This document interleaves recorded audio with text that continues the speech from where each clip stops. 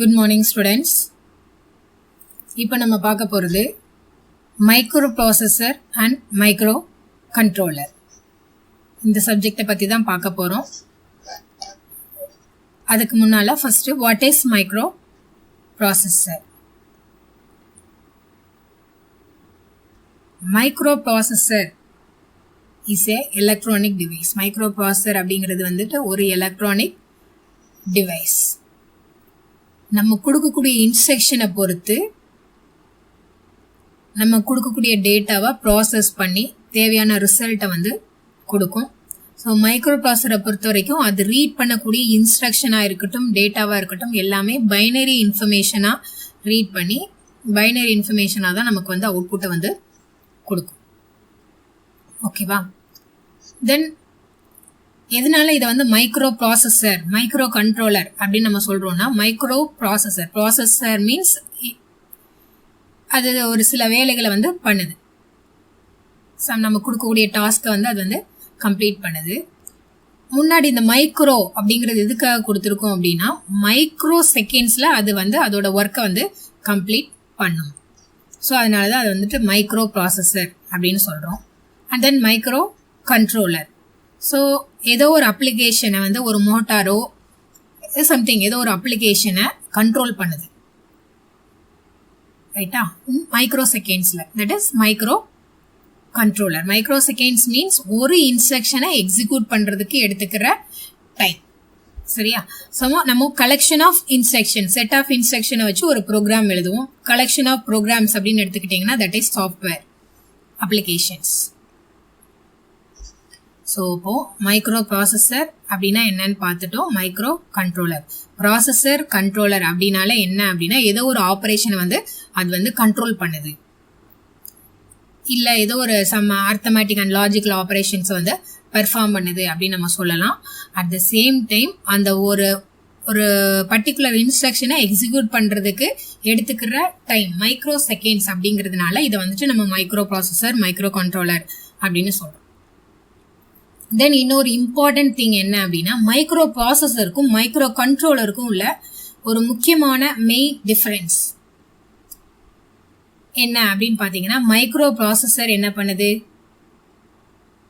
ஒரு best example micro processor எடுத்துக்கிட்டீங்க அப்படின்னா, நம்மளோட எல்லாருமே கம்ப்யூட்டர் யூஸ் பண்ணியிருப்போம்.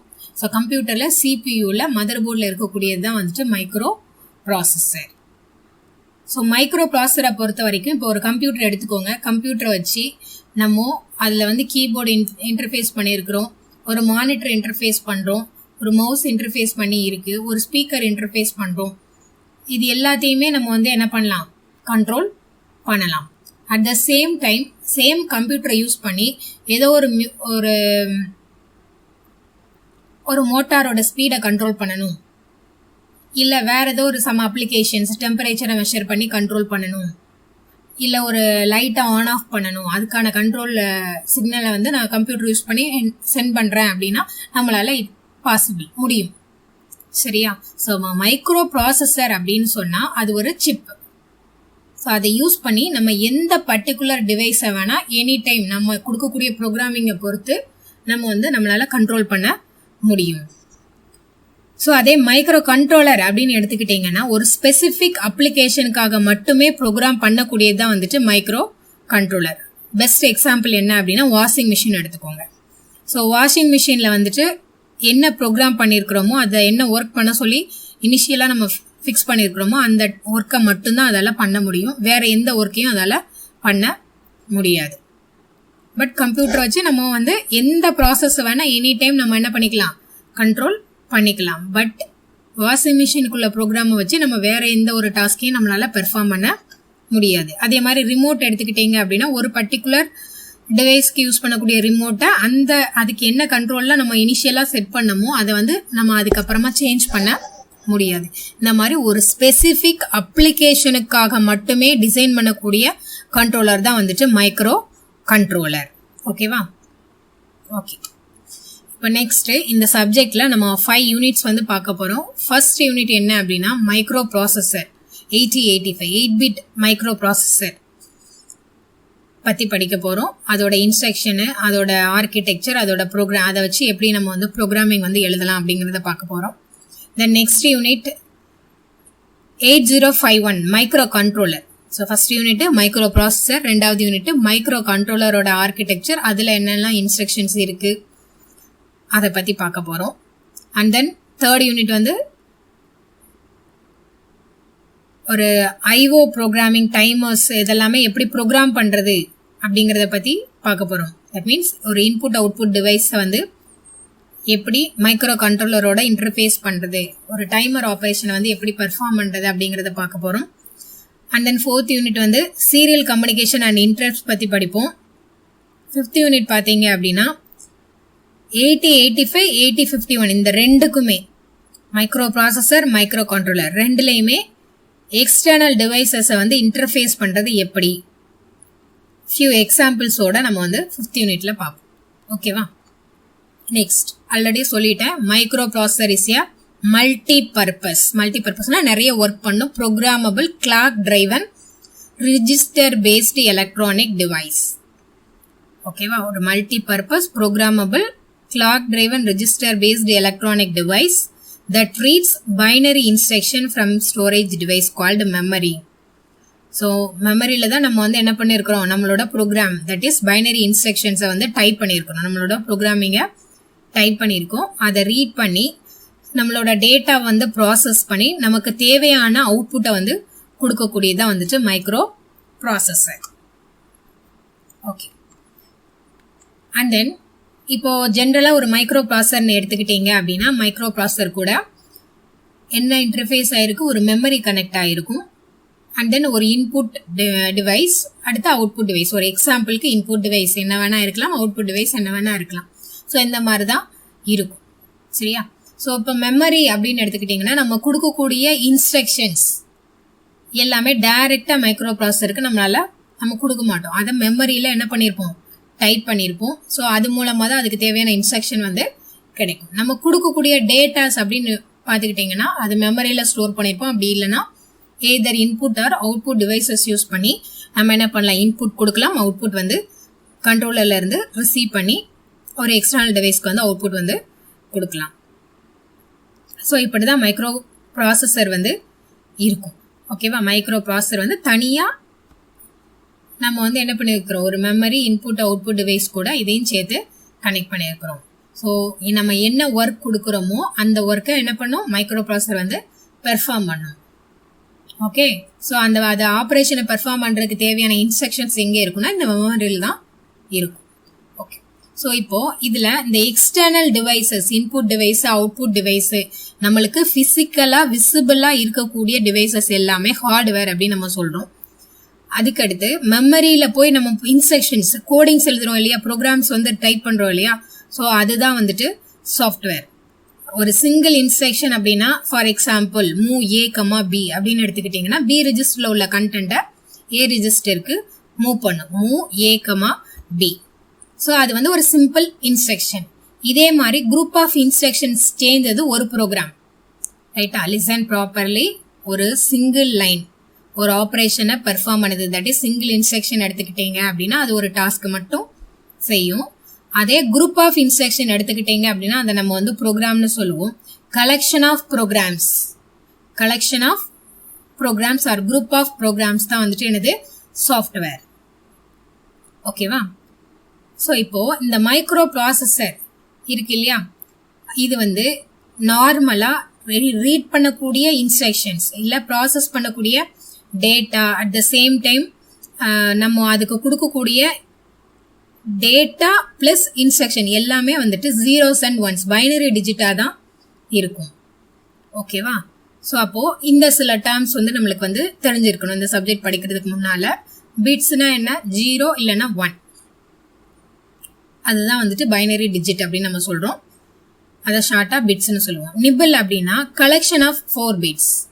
4 பிட்ஸ் சேர்ந்தது தான் என்னது, 4 பிட்ஸ் சேர்ந்தது தான் என்னது, ஒரு நிபிள். சரியா? 4 பிட்ஸ் சேர்ந்தது தான் ஒரு nibble. And then group of 8 bits, 8 bit சேர்ந்தது தான் ஒரு பைட். ஓகேவா? 8 பிட்டு சேர்ந்தது தான் ஒரு பைட், அல்லனா 2 நிபிள் சேர்ந்தது 1 பைட் அப்படின்னு சொல்லுவோம். அதுக்கடுத்து வேர்ட் அப்படின்னா குரூப் ஆஃப் பிட்ஸ், அது பைட்டாக இருக்கலாம் நிபிளாக இருக்கலாம். ஸோ குரூப் ஆஃப் பிட்ஸ் அதுதான் வந்துட்டு என்னது வேர்டுன்னு சொல்றோம். ஜென்ரலா மைக்ரோ ப்ராசஸரை வந்து அதோட வேர்ட் லென்த்தை வச்சு தான் நம்ம வந்து கிளாசிஃபை பண்றோம். மைக்ரோ ப்ராசஸரை அதோட வேர்ட் லென்த்தை வச்சு தான் கிளாசிஃபை பண்றோம். வேர்ட் லென்த் மீன்ஸ் அதோட மெமரி, இன்டர்னல் மெமரி இருக்கு இல்லையா, மைக்ரோ ப்ராசஸர் கூட கனெக்ட் பண்ணி வச்சிருக்கிறோம் இல்லையா மெமரி, எக்ஸ்டர்னல் மெமரி, அதோட சைஸ், ஒரு ரிஜிஸ்டரோட சைஸ், ஒரு லொகேஷனோட சைஸ் அப்படின்னு கூட எடுத்துக்கலாம். இல்ல மைக்ரோ ப்ராசஸர் அட் அ டைம்ல எக்ஸிக்யூட் பண்ணக்கூடிய இன்ஸ்ட்ரக்ஷன், ஒரு இன்ஸ்ட்ரக்ஷன் வந்து ஒரு 8 பிட் அதோட சைஸ், அதுதான் வந்துட்டு அட் அ டைம்ல 8 பிட்டை வந்து ப்ராசஸ் பண்ணுது அப்படின்னு சொன்னா அதுதான் 8 பிட் மைக்ரோ ப்ராசஸர் அப்படின்னு சொல்லுவோம். அட் அ டைம்ல ஒரு 32 பிட்டை ப்ராசஸ் பண்ணுது அப்படின்னா that is 32 bit micro processor. 16 பிட்டை ப்ராசஸ் பண்ணுதுன்னா 16 பிட் மைக்ரோ ப்ராசஸர். ஸோ அப்போ மைக்ரோ ப்ராசஸரோட நேமையே நம்ம என்ன சொல்றோம், அது அட் அ டைம்ல எத்தனை நம்பர் ஆஃப் பிட்ஸை வந்து ப்ராசஸ் பண்ணுது அப்படிங்கிறத வச்சு நம்ம என்ன பண்றோம், அதை வந்து கிளாசிஃபை பண்ணலாம்.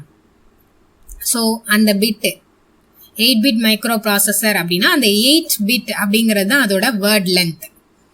சரியா, ஒரு ரிஜிஸ்டரோ இல்லை ஒரு மெமரி லொகேஷனோ எடுத்துக்கிட்டிங்கன்னா அதோட சைஸ் அப்படின்னா 8 பிட். ஓகேவா, அடுத்து வேர்ட் லென்த் அப்படின்னாலே என்ன, 8085 மைக்ரோ ப்ராசஸர் அப்படின்னாலே அது ஒரு 8 பிட் மைக்ரோ ப்ராசஸர். ஒரு ரிஜிஸ்டரோ இல்லை ஒரு மெமரி லொகேஷனோ ஸ்டோர் பண்ணக்கூடிய இன்ஃபர்மேஷன் வந்து 8 பிட்ஸாக இருக்கும். அதுதான் வேர்ட் லென்த். அடுத்து சொன்னோம் நம்ம மைக்ரோ ப்ராசஸர் அப்படின்னா என்ன, அது கூட ஒரு இன்புட் டிவைஸ் இருக்கும், ஒரு அவுட்புட் டிவைஸ் கனெக்ட் பண்ணியிருப்போம், அண்ட் தென் மெமரியில தான் நம்ம அதுக்கு தேவையான இன்ஸ்ட்ரக்ஷன்ஸ் கோடிங் ஃபுல்லும் இங்கே தான் எழுதியிருப்போம். ஃபார் எக்ஸாம்பிள் இங்கே ஒரு டேட்டா வாங்கி இந்த இடத்துல டிஸ்பிளே பண்ணுங்க அப்படின்னு சொன்னால் அதுக்கு தேவையான ப்ரோக்ராம் இங்கே இருக்கும். ஸோ அப்போ மைக்ரோ ப்ராசஸர் என்ன பண்ணும், இந்த ப்ரோக்ராமை ரீட் பண்ணி இங்கே உள்ள டேட்டாவை வாங்கி இங்கே வந்து டிஸ்பிளே பண்ணும். ஓகே, இல்லை இதுக்குள்ள என்ன இருக்கு அப்படின்னு பார்த்தீங்கன்னா இந்த இருக்குல்ல அரித்மெட்டிக் அண்ட் லாஜிக் யூனிட்டும் ஒரு கண்ட்ரோல் யூனிட்டும் இருக்கும். ஸோ மெமரியில் நம்ம எழுதியிருக்கிற ப்ரோக்ராம் வந்து ஜஸ்ட் இன்புட்டை வாங்கி இங்கே கொடுங்க அப்படின்னு சொன்னால் டைரெக்டாக கண்ட்ரோல் யூனிட் வந்து வாங்கி கொடுத்துரும்.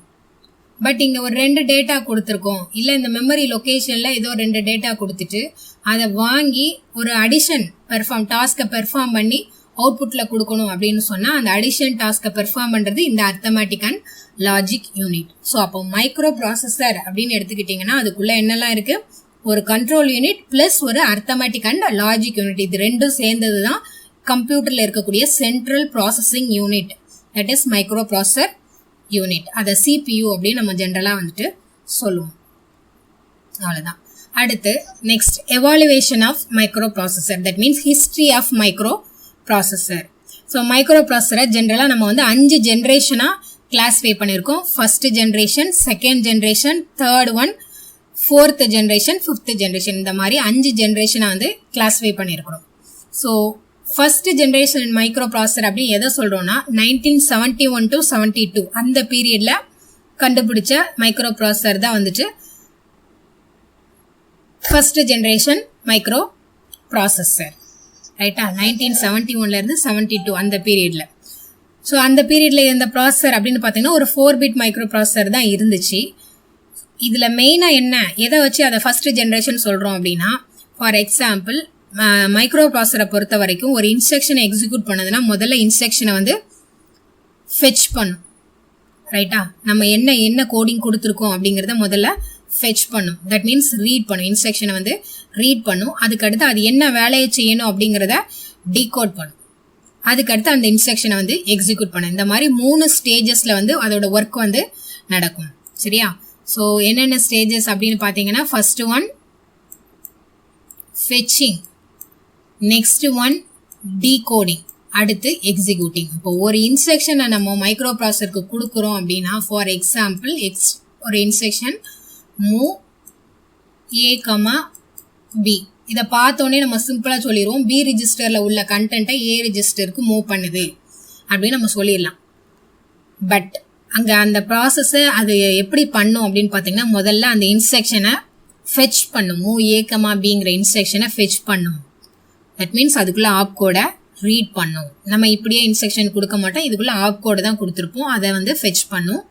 அதுக்கடுத்து அந்த ஆப் கோடை டீகோட் பண்ணி என்ன வேலை பண்ணணும் அப்படிங்கிறத அது வந்து ஐடென்டிஃபை பண்ணி அதை வந்து எக்ஸிக்யூட் பண்ணும். இந்த மாதிரி 3 ஸ்டேஜஸில் நம்மளோட ப்ராசஸ் வந்து நடக்கும். இந்த ஃபர்ஸ்ட் ஜெனரேஷன் ப்ராசஸர் என்ன பண்ணுது அப்படின்னு சொன்னா இந்த ப்ராசஸை சீரியலா பண்ணுது. முதல்ல ஒரே ஒரு இன்ஸ்ட்ரக்ஷனா என்ன பண்ணுது, இந்த இன்ஸ்ட்ரக்ஷன் எடுத்துக்கிறோம். இதுக்கு கீழே நம்ம நிறைய number of set of instructions வந்து எழுதிருப்போம் ஒரு ப்ரோக்ராம்ல. பட் அதுல ஒரு இன்ஸ்ட்ரக்ஷனை முதல்ல ஃபெச் பண்ணும், அடுத்து டீகோட் பண்ணும், அடுத்து எக்ஸிக்யூட் பண்ணும். இந்த ப்ராசஸை முடிச்சதுக்கு அப்புறம் தான் பாயிண்டர் அடுத்த லைனுக்கு போகும். இதுக்கு அடுத்ததா எழுதியிருக்கிற இன்ஸ்ட்ரக்ஷனை வந்து ரீட் பண்ணி எக்ஸிக்யூட் பண்ணும். இன்ஸ்ட்ரக்ஷன்ஸை வந்து சீரியலா ஃபெச் ப்ராசஸ் பண்ணும் ஃபர்ஸ்ட் ஜெனரேஷன் மைக்ரோ ப்ராசஸர். அடுத்தது ரெண்டாவது ஜெனரேஷன், செகண்ட் ஜெனரேஷன் அப்படின்னு எடுத்துக்கிட்டிங்கன்னா 1979 தான் வந்துட்டு செகண்ட் ஜெனரேஷன் மைக்ரோ ப்ராசஸர்னு சொல்கிறோம். 79க்கு அப்புறம் உள்ளது. இதில் என்ன பண்ணியிருக்கிறாங்க பாருங்க, pipeline instruction processing. Pipeline processing means ஒரு இன்ஸ்ட்ரக்ஷனை இப்போ இது வந்து சீரியலாக பண்ணிச்சு, ஒரு இன்ஸ்ட்ரக்ஷனை ஃபெச் பண்ணிச்சு, அதை டீகோட் பண்ணிச்சு, அதை எக்ஸிக்யூட் பண்ணிச்சு. பட் இங்கே வந்து pipeline, that means parallel processing. Parallel processing அப்படின்னா ஃபர்ஸ்ட் இன்ஸ்ட்ரக்ஷனை ஃபெச் பண்ணும்போது இங்கே எந்த வேலையும் நடக்காது, ரைட்டா? அடுத்து அதை டீகோட் பண்ணும்போது இது வந்து அடுத்த இன்ஸ்ட்ரக்ஷன் என்ன செய்ய ஆரம்பிச்சிடும், ஃபெச் பண்ண ஆரம்பிச்சிடும். அகெயின் இங்கே அடுத்த டீகோடு வரும்போது இதுக்கு அடுத்த இன்ஸ்ட்ரக்ஷனை இங்கே ஃபெச் பண்ண ஆரம்பிச்சிடும். இங்கே எக்ஸிக்யூட் பண்ணிட்டு இருக்கு முதல் இன்ஸ்ட்ரக்ஷனை, ரெண்டாவது இன்ஸ்ட்ரக்ஷனை டீகோட் பண்ணிட்டு இருக்கு, மூணாவது இன்ஸ்ட்ரக்ஷனை ஃபெச் பண்ண ஆரம்பிச்சிருச்சு. இந்த மாதிரி ஒரு 7 பைப்லைன் இன்ஸ்ட்ரக்ஷன் ப்ராசஸிங்கில் வந்துட்டு அது என்ன பண்ணுது, ப்ராசஸ் பண்ணுது. அதுதான் ரெண்டாவது ஜென்ரேஷன் பேரலல் ப்ராசஸிங் வந்து பண்ணுச்சு. ஸோ அதுக்கு பெஸ்ட் எக்ஸாம்பிள் என்ன அப்படின்னு பார்த்தீங்கன்னா நம்மளோட 8-bit microprocessor 8080 and then மோட்டோரோலாவில் வந்து MC68000 அப்படிங்கிற ப்ராசஸர்லாம் வந்துட்டு அதுக்கான பெஸ்ட் எக்ஸாம்பிள்.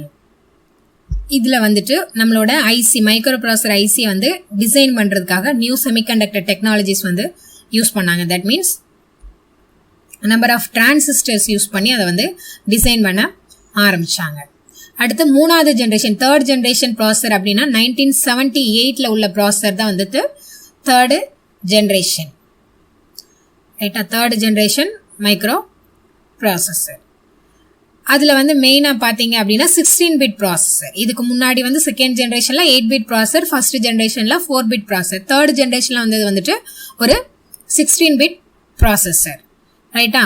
ஸோ அது இன்டெல்ல பெஸ்ட் எக்ஸாம்பிள் என்னன்னா 8086ம் சைலாக்ல வந்துட்டு Z8000 இதெல்லாமே ஒரு 16-bit ப்ராசஸர். இங்கேயுமே வந்துட்டு நம்மளுக்கு பேரலல் ப்ராசஸிங் தான் நடந்துச்சு. செகண்ட் ஜென்ரேஷனுக்கு அப்புறமா உள்ள எல்லா ஜென்ரேஷன்லுமே அங்கே ப்ராசஸிங் வந்து பேரலல் ப்ராசஸிங் தான். பட் அந்த operating speed and then number of bits executed அது ரெண்டுமே என்னாச்சு, அதிகமாச்சு. அங்கே 8 பிட், இங்கே 16 பிட். அட் அ டைமில் 16 பிட்டை ப்ராசஸ் பண்ணுது. ஸோ ஆப்ரேட்டிங் ஸ்பீடும் இங்கே வந்துட்டு அதை கம்பேர் பண்ணும்போது அதிகமாக இருக்கும். அடுத்து ஃபோர்த் ஜென்ரேஷன் அப்படின்னு எடுத்துக்கிட்டிங்கன்னா மோட்டோரோலாவில் 88100 அந்த ப்ராசஸரும், இன்டெல்ல வந்து 80960 அப்படிங்கிற ஒரு மாடலும் வந்துட்டு இன்ட்ரடியூஸ் பண்ணாங்க. ஒரு கிளாக் சைக்கிளில் இது வந்து என்ன செஞ்சுன்னா மோர் தென் 1 இன்ஸ்ட்ரக்ஷன், சேம் பைப்லைன் ஸ்ட்ரக்சர் தான். அதோட ஆப்ரேட்டிங் ஸ்பீடு வந்து அதிகமாச்சு, ஓகேவா? அண்ட் தென் நம்பர் ஆஃப் பிட்ஸும் நம்மளுக்கு என்ன ஆகும், அதிகமாகும். இங்கே வந்து அகெயின் 32-bit ப்ராசஸர் வந்து வந்துச்சு. அடுத்த ஃபைனலாக வந்துட்டு 5th ஜென்ரேஷன் அப்படின்னு பார்த்தீங்கன்னா இப்போ ரீசெண்ட் இன்வென்ஷன் தான் அது. அதில் வந்துட்டு மெயினாக சூப்பர் ஸ்கேலர் ப்ராசஸிங் வந்து யூஸ் பண்ணுறோம். அதில் யூஸ் பண்ணக்கூடிய நம்பர் ஆஃப் டிரான்சிஸ்டர் அப்படின்னு பார்த்தீங்கன்னா 10 மில்லியன் டிரான்சிஸ்டர்ஸ் வந்து தாண்டிருச்சு, சரியா?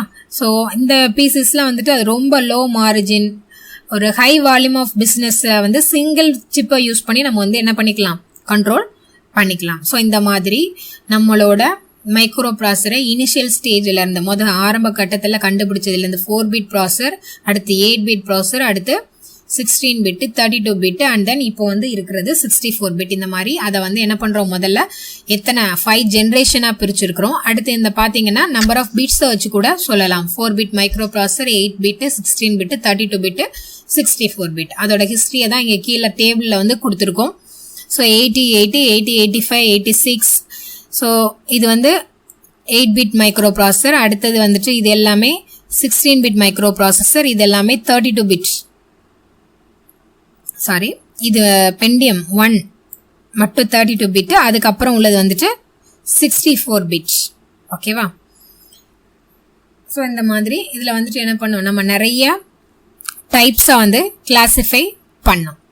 சரியா, ஃபஸ்ட்டு 2 வந்து 8 பிட்டு, அடுத்து 286 வரைக்கும் 16 பிட்டு, சாரி இது வரைக்கும் 16 பிட்டு, அடுத்து இதுலேருந்து இது வரைக்கும் 32 பிட்டு, அதுக்கப்புறமா உள்ளது வந்துட்டு 64 பிட் ப்ராசஸர். எந்தெந்த ப்ராசஸர் எந்தெந்த இயரில் கண்டுபிடிச்சிருக்கோம் அப்படிங்கிறதையும் இதில் கொடுத்துருக்கு.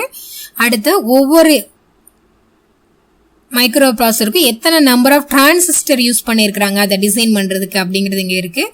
அடுத்து அட் அ டைமில் எத்தனை பிட்டை ப்ராசஸ் பண்ணும், ரைட்டா, எத்தனை பிட்டை வந்து ப்ராசஸ் பண்ணுது, அதோட ஆப்ரேட்டிங் ஸ்பீடு, இதுதான் இதோட ஹிஸ்ட்ரி. ஸோ இதை வந்து நம்ம இங்கே தனித்தனியாக பார்க்குறோம். 4 பிட் மைக்ரோ ப்ராசஸர் அப்படின்னா என்னது, இன்டெல்ல 4004ம் 4040.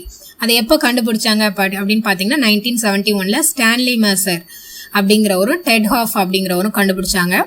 அதோட கிளாக் ஸ்பீட் ஆப்ரேட்டிங் ஸ்பீட் அப்படின்னு பார்த்தீங்கன்னா ஒரு இன்ஸ்ட்ரக்ஷனை எக்ஸிக்யூட் பண்ணுறதுக்கு எடுத்துக்கிற டைம் தான் வந்துச்சு operating speed, that is 740 kilohertz. அடுத்து இதில் நம்பர் ஆஃப் டிரான்சிஸ்டர் எவ்வளோ யூஸ் பண்ணியிருக்காங்கன்னு பாருங்கள், 2300 டிரான்சிஸ்டர் வந்து யூஸ் பண்ணியிருக்காங்க. இன்ஸ்ட்ரக்ஷன் எக்ஸிக்யூட்டட் பெர் செகண்ட் வந்து 60 kilobytes of instructions. Number of pins வந்து 16 பின். அதே 8 பிட் மைக்ரோ ப்ராசஸர் அப்படின்னா 8008 அதை வந்து 1972 வந்து கண்டுபிடிச்சிருக்கிறாங்க.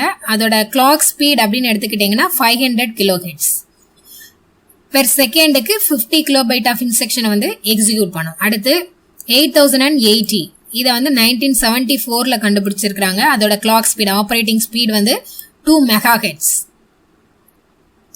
சரியா, 2 மெகாஹெர்ட்ஸ் ஸ்பீடில் வந்து அது வந்து வேலை செய்யுது, எக்ஸிக்யூட் பண்ணுது ஒரு இன்ஸ்ட்ரக்ஷனை.